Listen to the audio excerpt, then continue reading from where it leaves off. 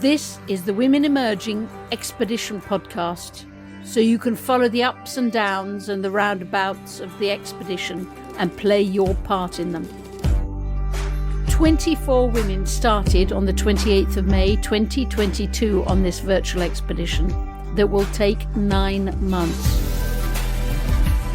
We are women from across the world determined to find an approach to leadership that resonates with women. We'll be successful so that women the world over will be able to say, if that's leadership, I'm in. Welcome to this 18th episode of the Expedition podcast. Julia Middleton, expedition leader.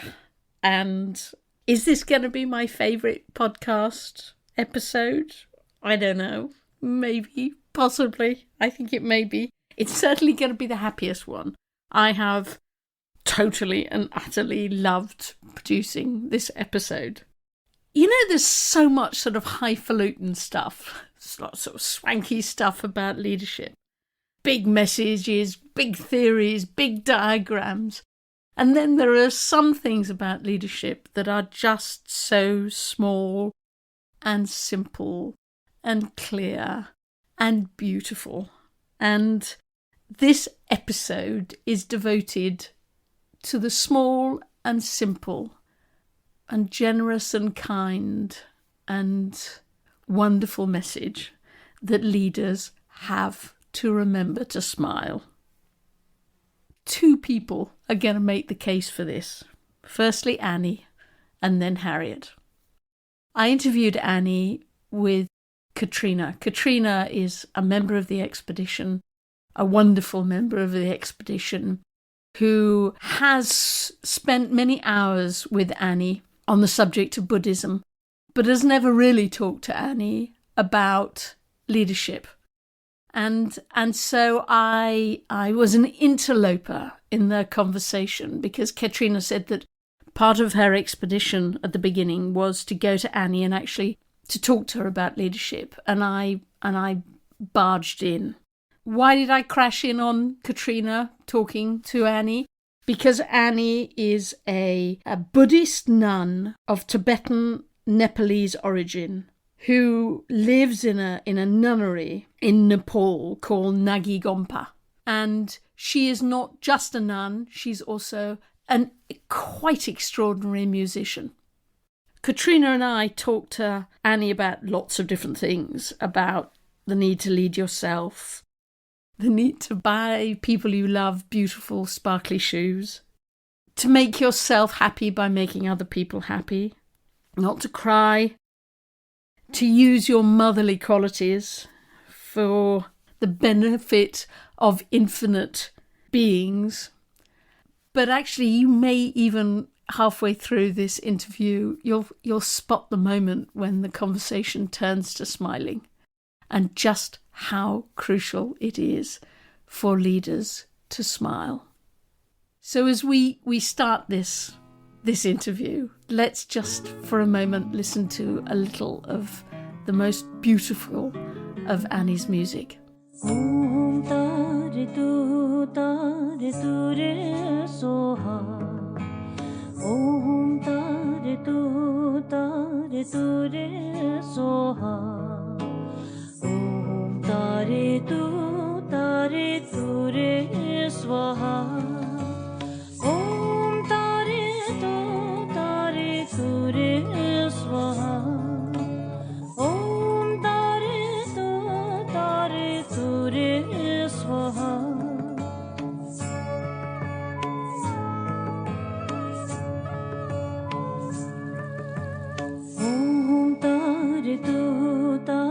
Ture soha.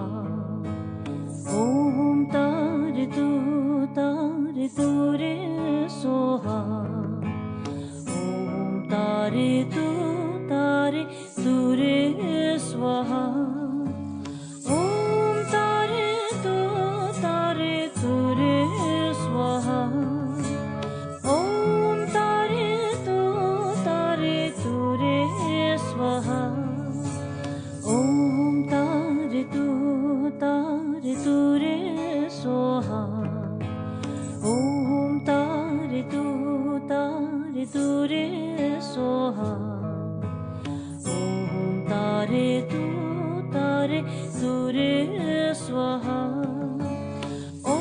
Annie, I'd really love to start asking you, what do you think have been the key ingredients for you along your journey, along your leadership journey, that have really helped you to be successful? I made sure that I led my life according to what I believe in living. So that's first, I need to lead myself into a better direction in order to really be a leader. Otherwise, you cannot. You being someone who's so weak, and then when you tell someone else to be strong, I think it'll be not that effective. Of course, somebody might appreciate your intention, but then it might not inspire them completely. So I need to make sure that I lead my life with proper leadership, a mindset of a leadership. That means like I do the best for myself, and then along with it, then I embrace more and more people in it. And when I see the impact that is being made, I deeply rejoice. And it is also not necessary for you to be taking too much of a heavy stress on yourself, thinking that, oh, I have not been successful in inspiring the whole entire world. You do as much as you never know where and to whom you might have made an impact in their life to be a better person. So you never know. So I always keep that in my mind, but then make sure that my intentions are always with the consistency. It's carried with the purity of your heart itself. Let's say if I had 100 rupees, I will think about how I can utilize this 100 rupees to make a difference in others' life, which will make the difference in my life. Me and my musician friends, we were preparing for the concert, and one day, two musician guys, they had a really bad argument, and then one of the guy became very aggressive, and me and another young lady who was the other vocalist, singer, we both got so traumatized to witness that. And the other singer was much younger to me. Then I looked at her and I can really see how traumatized she was, and I wasn't feeling good at all. But then I wanted to feel good, and I wanted to do something to make myself feel good. So I took her to a shoe shop and I made her choose a shoes that she would like to have, and then I bought it for her. I gifted to her, and I can see her face lighten up. She was so happy, and that happiness got transmitted to me, and I started feeling happy. I did it out of my understanding towards what I want, without calculating too much. That's how I think we can think about in your day-to-day life about what you can really do to make yourself happy. I mean, by making someone else happy. I think that's what I consider is the right leadership, because that resonates in you as in your persona, and that will inspire people. Someone will say, oh, wow, I really like her energy, and I feel good to be close to this person. So I think that is what the energy that externally people feel about you is what you manifest, what you are inside, I guess. So the lesser the conflict in your mind, you're comfortable within your skin and able to really, manifest that deep joy through your smile, and the tone of your voice will also manifest in that tone. I think that's what I think the true leadership should be in this world in a very meaningful manner. But then in terms of the worldly activity and the materialistic world, certain size and volume of certain things is considered to be the criteria to validate your success. I don't know how true it is that. So if I try to focus on that, I think I'll be less happy in my life. So I don't know what kind of advice is necessary to be given, but I think it's everyone knows what they should do, and I believe in that. Of course, it's not that easy, but occasionally I really have to reshuffle myself and then still make my belt a little bit tighter and be ready to move forward a little better way.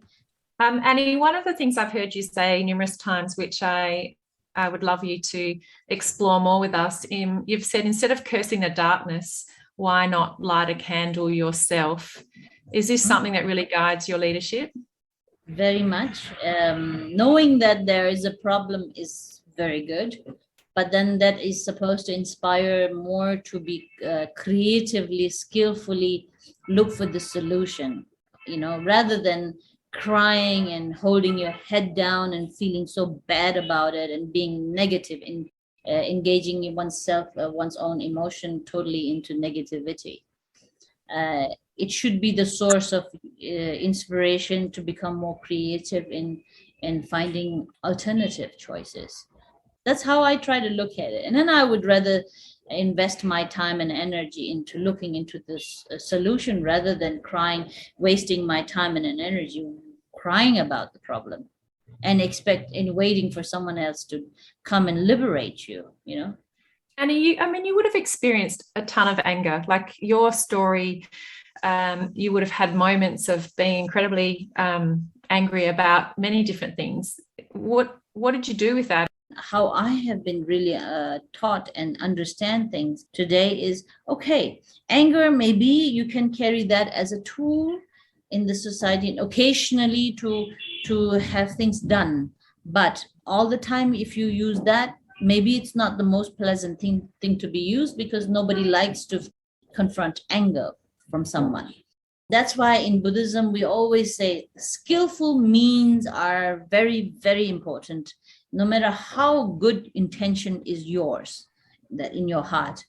But and then the driving force should be out of the compassion, a sense of kindness that you really need to have as the driver of the car, let's say. And then I think the rest is taken care of, I think, afterwards. Do you feel like leadership lacks that spiritual literacy? It's not about religion that I'm talking about. I'm talking about human quality and the best human potentials here. And then the common values of humanity that we are really about to understand. And spirituality is about being clear in your mind of the external phenomena as well as your internal phenomena. So, and as they're saying, try to be in others' shoes. That's one of the technical explanation that someone is trying to make, to be more spiritual, be kind, be more flexible in life, and trying to understand the nature of how things function itself. Like, for instance, when we understand the nature of a fire, that it burns and it causes pain, then we are very cautious of how not to be caused damage by it, rather than we find a very skillful means to add value to your existence, isn't it? So that's how I think I have understood being spiritual. And then certain exercises are there which established there in the name of religion in order for you to enhance that spiritual capacity, that spiritual exercise that are there, which is not, religion is not supposed to be developing kind of a groupism or a community that carries a very superior attitude and then starts to discriminate others, practice partiality or discrimination and so on. That's completely wrong understanding. And I'm here talking about more of the human values, common values. Nobody wished to suffer. Everybody wished to be happy. You have made such strong connections between the word leadership and motherhood. Yes. And that is so different. The biggest foundation of Buddhist practice is always emphasized on the power of your compassion, the love and compassion, loving kindness and compassion, as we always use, is the living example you can always look up to, is the motherly quality, like a mother, as she would not compromise at anything to protect her child. But of course, in the real form of a mother, that she will be limiting that to only her child. But here, the practice in Buddhist, we emphasize of our practice of compassion is towards the infinite beings who can be your children. You can embrace them and as your children, your child, and as the sole purpose of your existence is to that pour out that kindness and compassion to them, how and which carries the power, or the way which we can also call it the blessing, that to make the impact in their life in order to see things more clearly. Does leadership have to be lonely? I don't know. I don't know if that is something that people should experience, really. When leadership is more of a quality where you can embrace so many people, and you can embrace all. So when you embrace so many, I mean, then you're never lonely. Except that those all will look to you at key moments. Mm-hmm. Well, leadership is not supposed to be all alone by up there, and then nobody, like everybody down there. I think leaders should be someone that who really are in the same level, and then yet to inspire everyone and to transmit that joy of playing the role of leadership in everywhere you go, and then this carry a very beautiful, infectious smile on your face out of, even in the midst of your hardship. I guess that's how I feel. But then, well, that's my perspective only. I think sometimes people forget just how important a smile is. Yes, that is very true. That is very true. And smiling is one of the most healthy thing to do. And singing and dancing as well. And singing and dancing. And then some people think, Yes. if I'm going to be a serious leader, or I'm going to be a powerful leader, I have to be a strong and boring. And boring and unemotional. I don't consider a boring leader as a good leader. Maybe this person can be a leader, but then boring leader is not so inspiring for me. I will give you one of my father's favorites. I remember saying to him, "Why don't you trust that man?" And he said, "Because he smiles with everything except his eyes." Yes. Your sparkling eyes actually can smile, even though you don't stretch your lips. Really? Have you come across people like that? Very much so. Yeah. But you need to let your face tell the story, don't you? Yeah. If you are not comfortable being who you are, in the best manner, of course. I don't mean like you being be yourself doesn't mean that you have to be always wrathful and tough and rough and rigid. That is not so inspiring. That can be very painful for that person, him or herself as well. I like to be comfortable. I like to be happy. I like to be joyful. And if it is too rigid and too constrained, I think I feel suffocated. So, and if with a very suffocated face and attitude, you cannot inspire or lead anyone else. And you have to go and buy silly shoes sometimes. Oh, yes. Oh, not silly, but they were pretty shoes I bought. Good taste. Yeah, but could you actually walk in them? No, I didn't buy them for myself. I bought it for that young lady. And she's a young lady, and I know her desire to look pretty and attractive. So I fulfilled her wish. And then I can sense how happy she was. And then I got that happiness transmitted to me. See how smart I am? Yeah. Annie, can I ask one last question? What's one thing you can't go without doing on a daily basis? I think make sure that I have a smile on my face, that I don't feel stingy about giving a smile. It can be very infectious. Somebody will definitely smile at you back, when they see a true smile, not like a plastic smile, a robotic smile. Julia, that's a good one for all of us on this expedition, that we need to make sure we bring our smiles with us every day. Yes. And it never finishes. It's not something that will end. The stock of joy in your heart through your smile will increase more and more. The more you give, the more it'll increase. So, well, please enjoy sharing joy.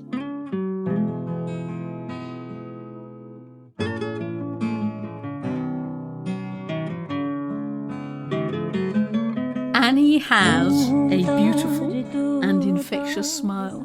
It twinkles out of the screen. It It's completely beautiful.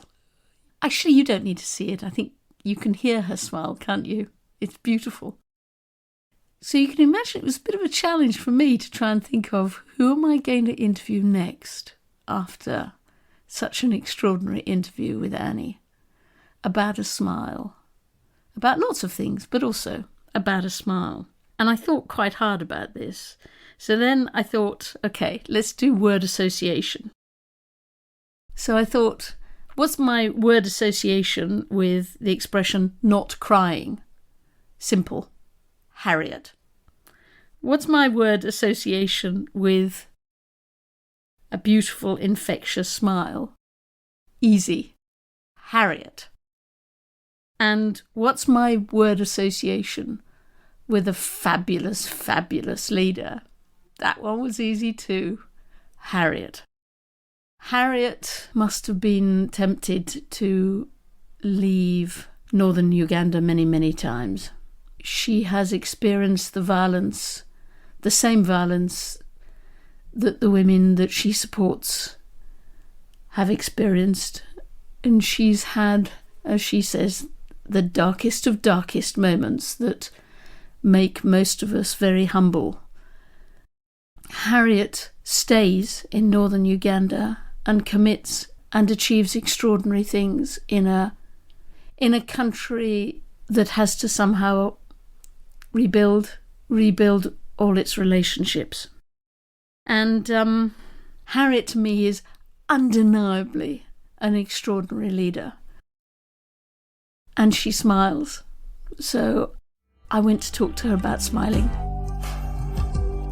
The work that you do, the experiences that you've been through with the people around you, the grimness of northern Uganda, there must have been moments when it was almost impossible to smile.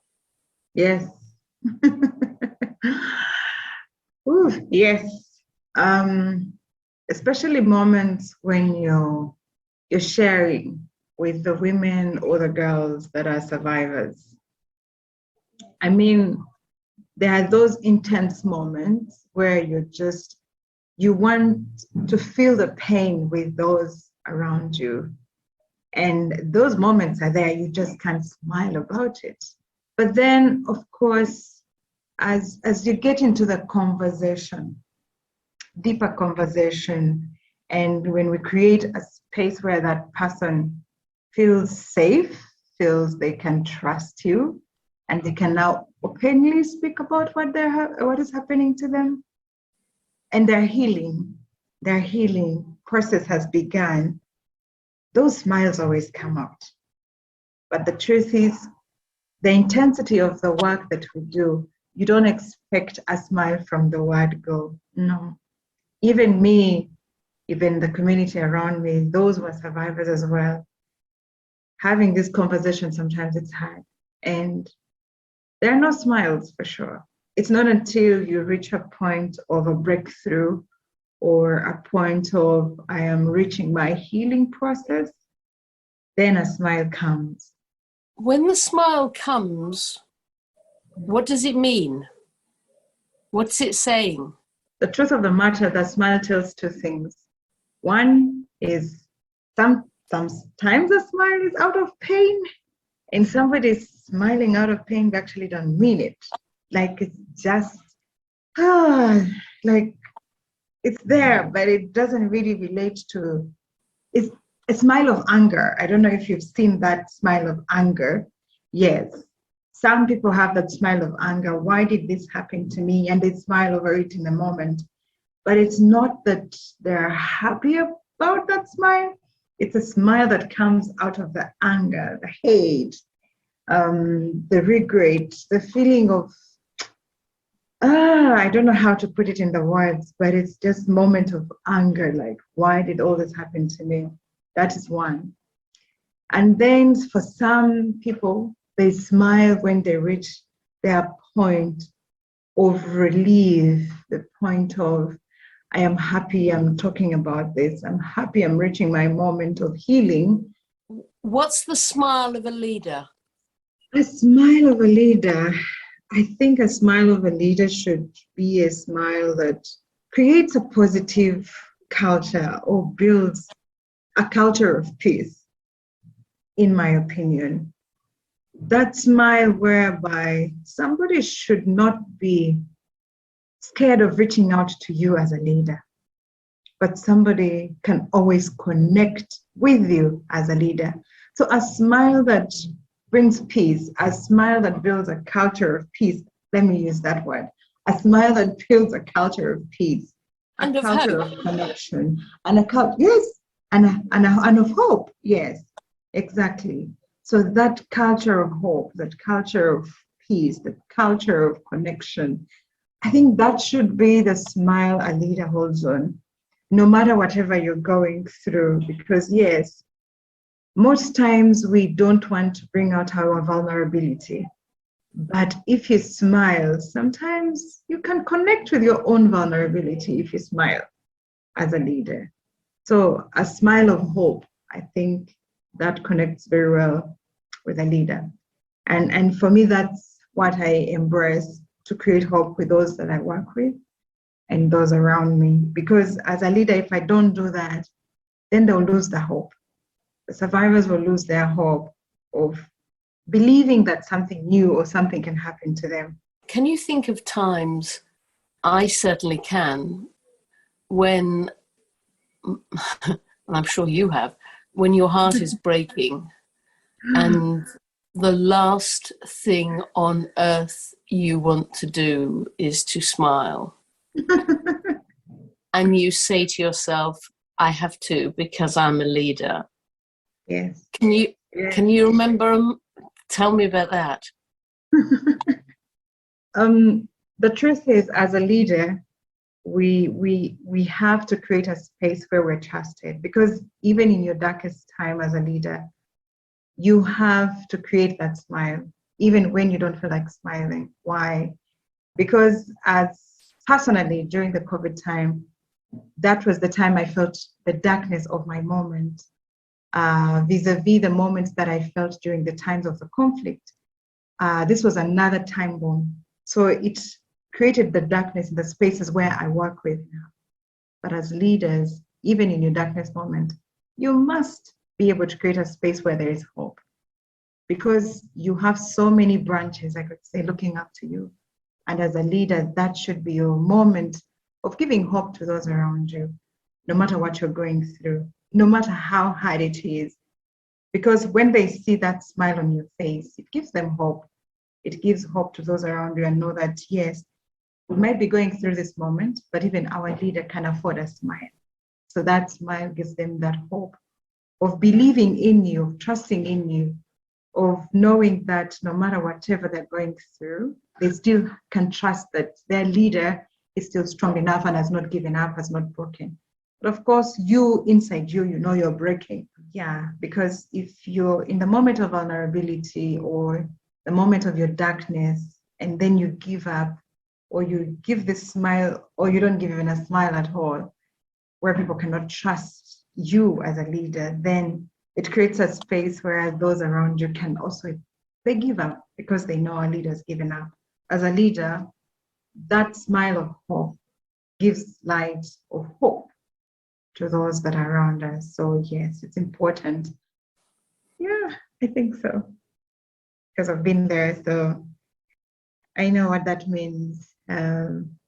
When things around you seem very dark, but you have to hold on, and people have to see that in me, and then they're like, I think if she's holding on, if she's keeping positive, if she's still smiling even in the times of hard times, then I think we can still also hold on and give her the support she needs. That's the positive smile I carry with me, and give my team hope and give my community hope, and let them know that no matter what, we're in this together. Like if I can be positive about the challenges, we can get through it no matter what, no matter what. And I think that has been something that the women and girls that we support have held on. I've held on because they always say, Harriet, you're a very strong girl. I tell them, I look strong, but I'm not that strong. I just look strong, but I'm not that strong. But of course, when they give me that kind of comment, Harriet, you're a strong girl, it also makes me feel like, yeah, I need to carry that strength with me and give them that hope that, yeah, you've gone through all this in your life, but don't give up. Don't give up. I might look strong, but I'm not that strong. I think we have all felt that and all continue to feel that almost all the time.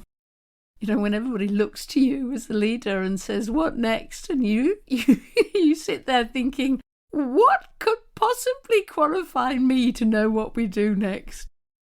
But I'll do my best, and I'll do it with a smile. And I think that matters a lot. If you're like me, I smile too much, probably.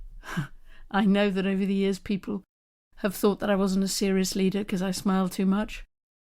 And the smile becomes a giggle very often. It's never really stopped. Years ago, I remember I was walking down the road and I suddenly came across, I saw on the other side of the road, my old headmaster from my school, my French school. And I was so delighted. He was called Monsieur Fontourcy, but I always called him Fonfon. So I charged across the road and I went charging up to him and he said, Fonfon, how are you, Fonfon? And he turned to me and he looked at me and he said, Julia Middleton, you don't look like you've changed as much as I would have hoped that you would change. I took it as an enormous compliment. I was still smiling, I suppose. I think he probably thought I would get sérieux as I got grown up. Sérieuse. That French word, sérieuse, of serious intent. But I have failed to stop smiling. If that's the price of becoming a respected leader, then I will continue to fail. So I hope you've loved this episode. I have totally and utterly. Talk again next week. Lots of love, Julia. Thank you for listening to the podcast. We would love you to follow the expedition and provide your own stories and perspectives. You can do this by subscribing to this podcast and joining the Women Emerging group on LinkedIn, where you can have your say.